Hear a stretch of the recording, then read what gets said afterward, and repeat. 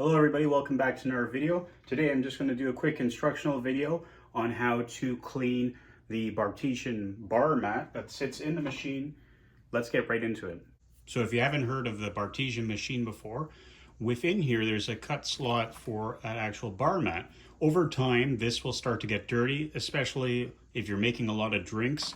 You'll see that it'll continue to drip even after you brew I'm saying like coffee. After you make the drink, there might be some splash on here, and over time this will just get a little dirty. So I'm going to clean this right now. You can see all that shine right there. That's most likely from a drink. There's a lot of sugars in that drink, so you can see all those shiny spots. Quick process on how to actually clean this. And that's the thing, you don't need like a lot of cleaning products with this. I was going to say, all you have to do is use a little bit of dish soap in here and it'll be fine. Like I said, a lot of this shiny is just sugars. So I like to run this under hot water, and technically hot water does the job. It removes all those crystallized sugars. It just sort of melts it away.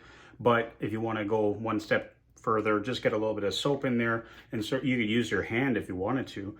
Just get a little sponge, whatever you have in the kitchen, clean it out, and then put this aside to dry.